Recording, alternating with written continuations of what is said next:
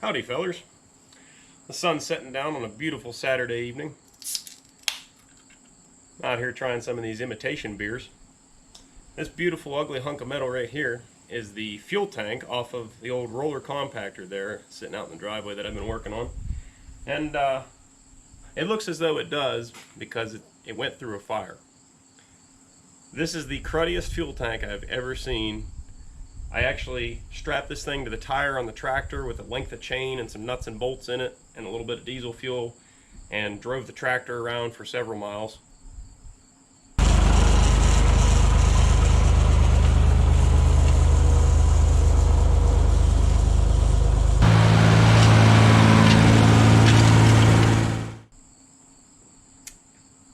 Then I brought it home, cleaned it out.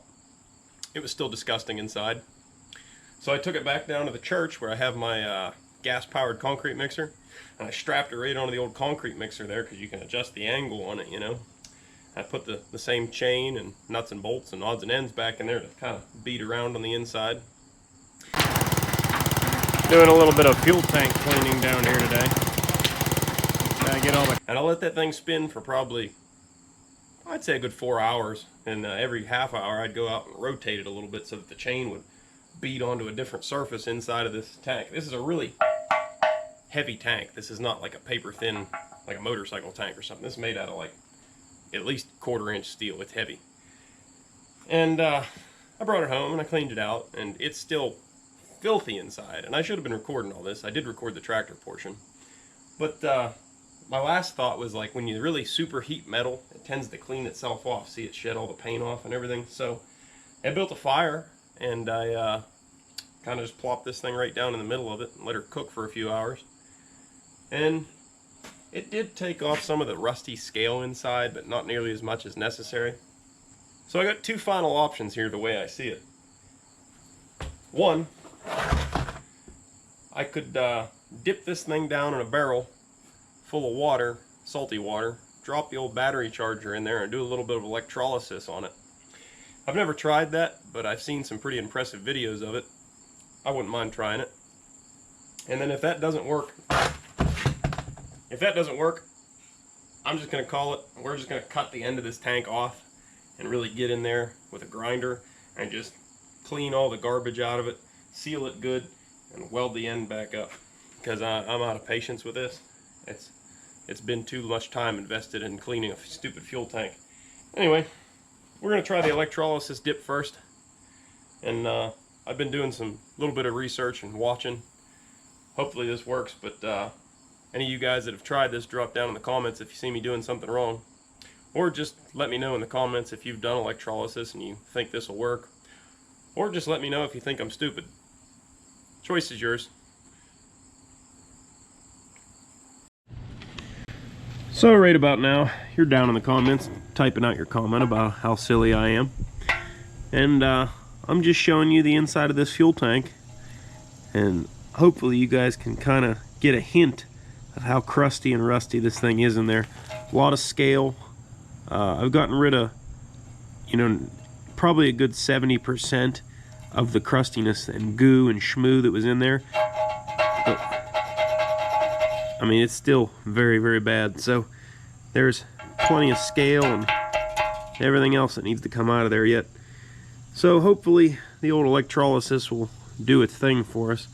So we're gonna start filling that thing with water, toss our fuel tank in it, and just throw some electricity at it. So before I toss the tank in the tub here, I'd have wire wheeled off a surface here where this is nice and clean, so I know I'll get electrical contact there. A little something like that there should be just fine for what we're doing. We'll just go ahead and place that gem in there like so. Now, alright, now what we need is some water and a sacrificial piece of steel.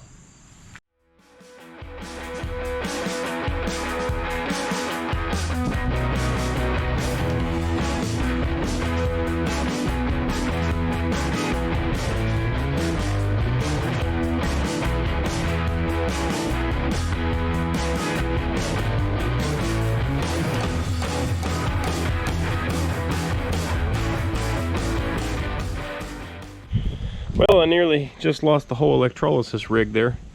Apparently she doesn't like that much water, and she started to blow apart there, as I'm sure you guys saw at the end. So I came scurrying out here with a couple short 2x4s and threw some bracing on it, and looks like we're just high enough to where this should still work, I hope. There are open holes at the bottom of the tank as well. So got some 2x4 bracing here now, and we are just about ready to get this underway. Alright, now in order for this to work, you need a couple of sacrificial metal pieces that'll act as electrodes. So on this side I've got an old hunk of I-beam here, and on this side I got me a rusty, well, cleaned up old mower blade here, and I am kind of experimenting to see if it matters if those are like clean bare metal. The mower blade I've wired wheeled really well, so I know it's nice and conductive. The I-beam here is pretty rusty and scaly, but I don't think it matters, honestly. So now we need to make this water conductive, basically. So you add salt to it, or laundry soda. That's what it is, laundry soda.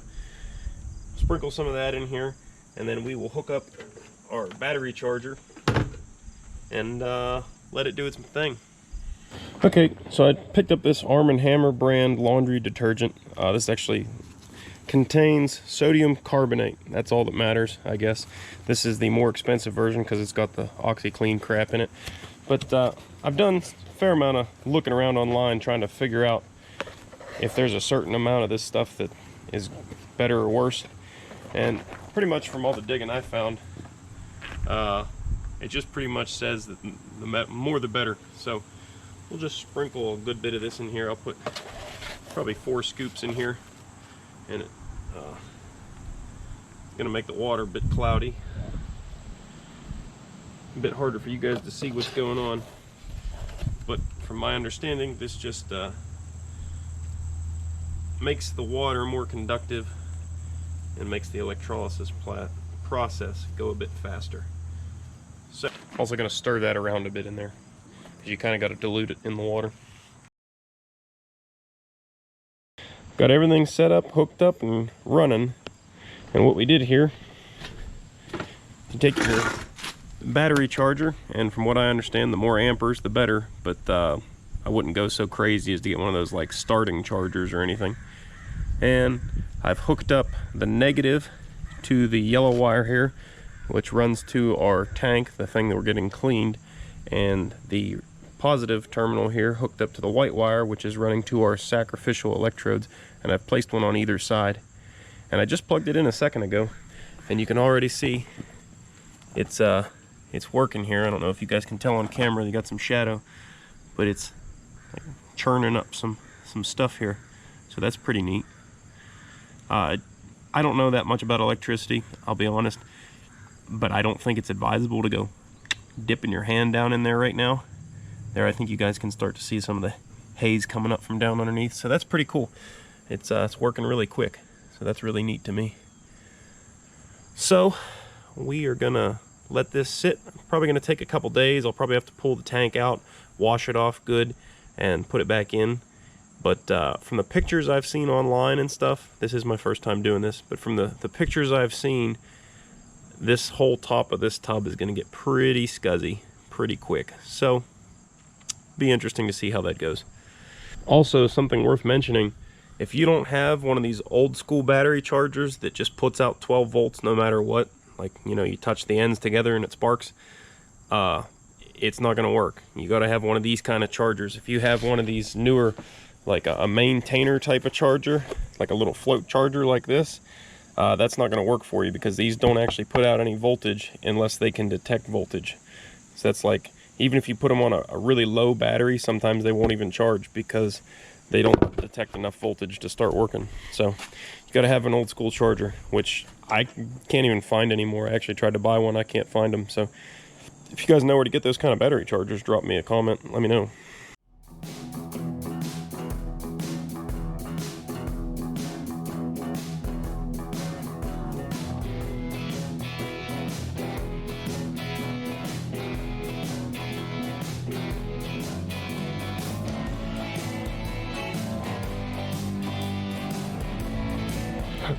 Alrighty, well here we are a month later with our little science project, and after I did this, I did a little bit more digging and research, and then I realized that you're not supposed to put the copper in the water because it just corrodes them off. So I actually had to stop this thing and reconnect and reset these a couple times. The mower blade I've got sticking out of the water now with the copper not in the water, so that should help there. But this side on that piece of I-beam, she's rotted off several times, and I just quit worrying about it. So I actually started this little science project on September 14th, and this is now October 20th, so we got a little over a month in here. And yeah, I'm pretty curious. I haven't had it out at all. I'm pretty curious to see what it's done for us. So we'll go ahead and unplug this thing first thing so we don't get electrocuted. Oh, as I stand in a puddle to grab it. Anyway, so we can take that off of there. Disconnect our leads. Get this wire out of the way. Now, it is pretty fun to see how crusty these sacrificial pieces get. Look at that. You guys see that? Whoo, buddy. That is pretty crazy, isn't it? Wow. Looks like this thing's part of a coral reef of rust. That's nuts. Look at that ugly mess.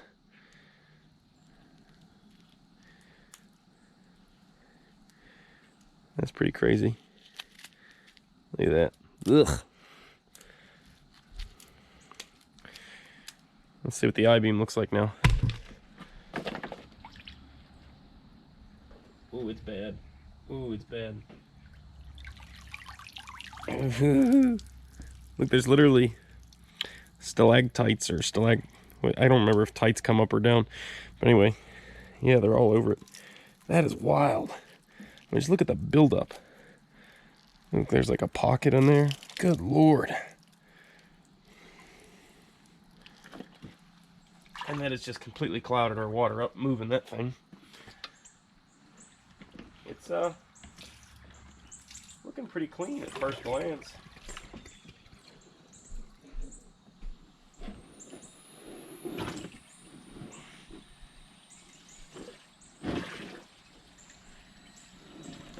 Okay. All right.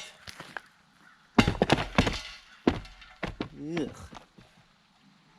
Well, I mean, the outside looks good, but it wasn't terrible when it went in, so not sure what to say about that.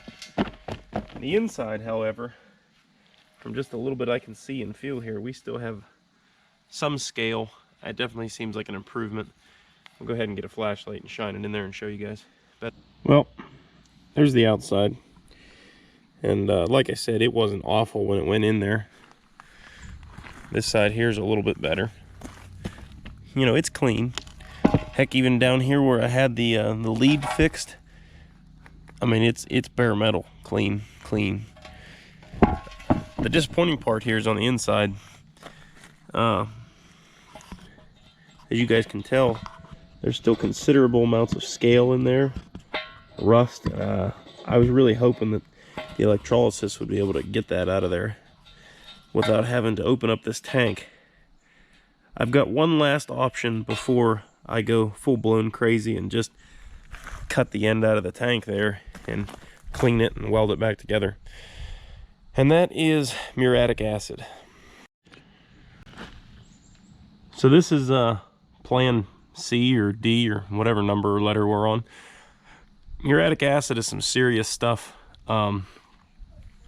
This will probably clean that tank right out for us. So what I'm going to do first is get the steam jenny out, and we're going to pressure wash that thing and steam clean it as best we can. Try and get all the big bulky loose stuff out of the inside with the wand, and then we're going to go ahead and I think we're going to just dump the rest of this jug in there and let it sit and roll it and sit and roll it and do that until we get the whole inside clean, and hopefully that'll be the last stop for us. I really don't want to cut that tank apart.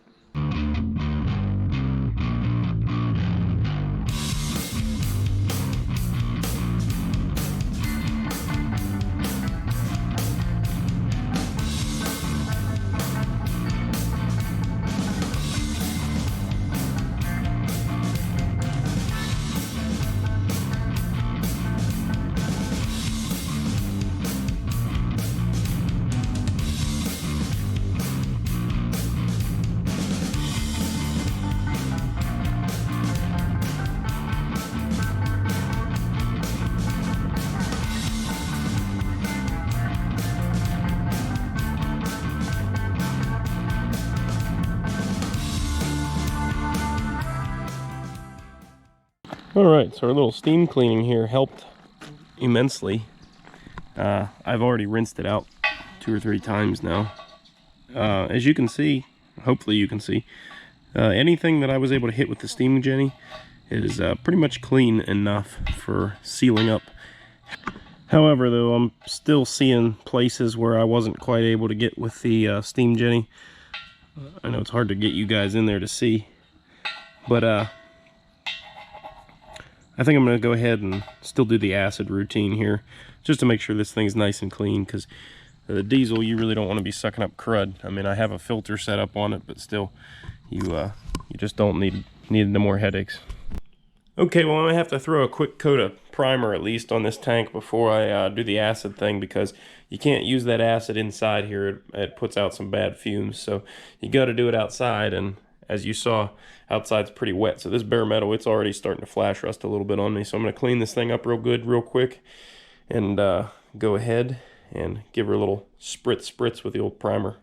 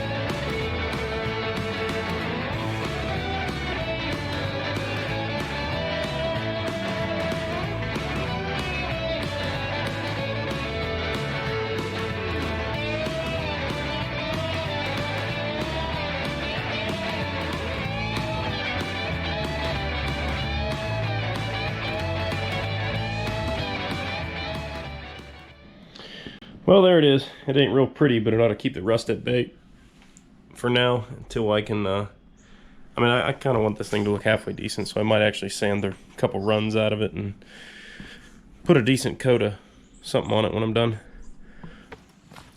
Okay. Here we are the next day. That's our primed tank. We're ready to go ahead and add some acid. Okay, now another warning here. If you're going to play with acid, make sure you're doing this outside. We are outside, obviously well ventilated. I got gloves on. You don't want to get this stuff on your skin. I don't really know what it'll do to you. I don't want to find out. I'm not going to read the label. I don't want to know. I know it wouldn't be good. So just make sure you're down or upwind from this stuff. And yeah, you can see instantly we got smoke and fumes coming off of this stuff.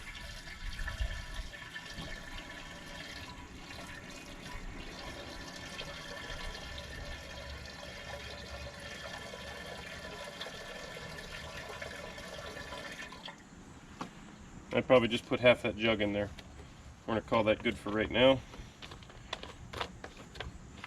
I'm going to loosely thread this cap on here.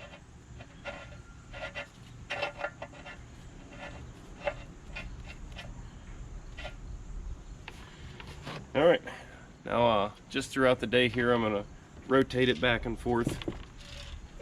You know, I'm going to let it sit in this position for a little bit, and then I'll come chalk the side of it up, and I'll work it all the way through a full 360 over the course of the day here, letting it sit. And hopefully when we clean it out, it's nice and spotless on the inside. This stuff is some strong stuff. It's been a little over 24 hours since we've put our acid in this tank, and like I told you guys, I was rolling it around and trying to get the acid onto every inch of the inside here. So now we're gonna see what the results are. Nice breeze blowing the fumes away from me on this stuff. Oh yeah, oh yeah. Well, that's not the color it was when it went in, I'll tell you that.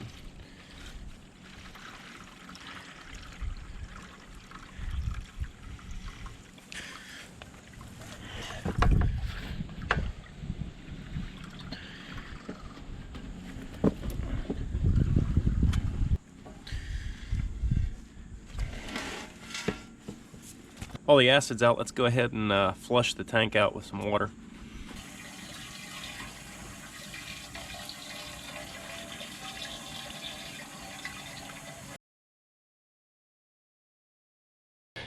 Okay, I flushed the tank out real good with water, and you know, had to flush it and do some shaking and flush it and do some shaking to get the debris all out and everything. And you ready? Look at how clean this thing came. In acid we trust, huh? Wow, I should have done that from the beginning. That really impressed me. Now, what I need to hurry up and do, I can already see it's starting to flash rust a little bit here. So what I need to do is hurry up and get this inside dried out as best I can, and coat it with some oil. I'm gonna dump some good heavyweight motor oil in here and slosh it all around real good, because the diesel fuel will dilute that and keep it good. There is a little bit of contaminants and stuff still down in the bottom, but overall it's pretty darn clean. You're not going to be able to get every little speck out, but I'm going to show you a trick I learned from Andrew Camarada, actually, to get the rest of that little bit of crap out of there. Okay, here's a little trick I learned from Andrew Camarada. I'm not exactly sure how you say it. I don't say my last name in the videos because nobody would be able to pronounce it. So you just stuff you a couple clean rags down in the tank there, get you a long air wand here, and just blow them all over the place for a while. I mean, probably take you 2-3 minutes blowing these rags all around this tank, and it'll actually, A, it's going to soak up a lot of the water that's left in there, and B, it's going to pick up all the little, well, most of the little bit of dust and rust particles and stuff that's still left in there, the flakes.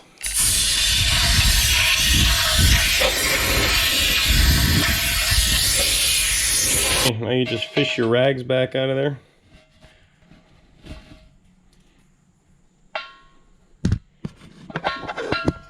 Our tank is now almost 100% dry, and still a little bit of specks of stuff in there, but we'll flush the first little bit of diesel out, and you know, that's what we got filters for too, so I'm not too worried about it.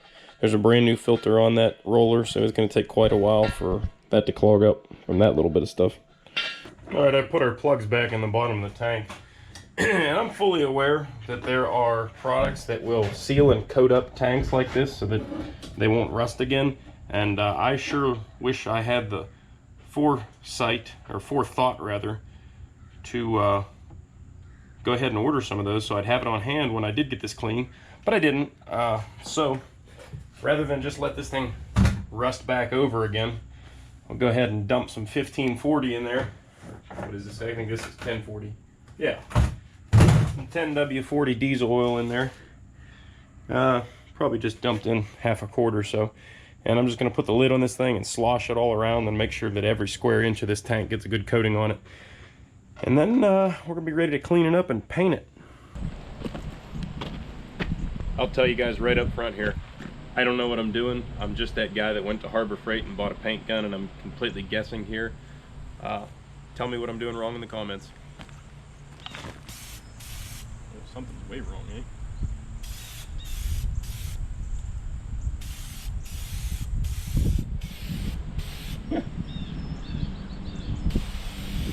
I have done this before with better results than this. Something wrong.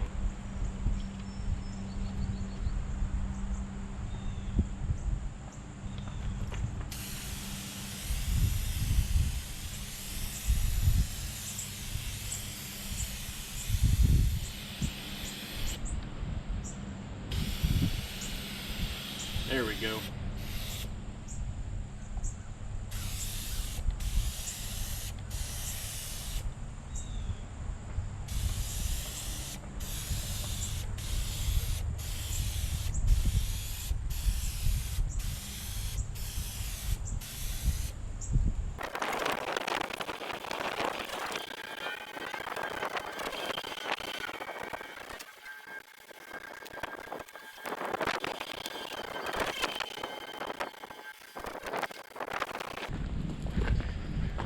I must say, I suck at painting, but that actually turned out really well. Well, I was all excited. It turned out great. And then the stinking wind picked up and blew a bunch of dirty pine needles all through it. I tried picking a couple out with tweezers and it just made it worse, so I think I'm just gonna have to let them harden and deal with it then. But it's not supposed to be some showroom job anyway, but you know, you put that time in it and it actually looks nice, and then something like that comes along, just kind of ticks you off, you know. All right, so there's our tank all installed. I did have a drop of oil ran down the paint before it was cured and messed it up there, but the whole unit's gonna get touched up, so no big deal there. But the tank's installed and working good, and you guys are gonna see the rest of this, what it's attached to, in an upcoming video. So if you like the video, don't forget to hit the thumbs up button, helps the channel out, and if you haven't already, subscribe, and I'll catch you guys on the next one.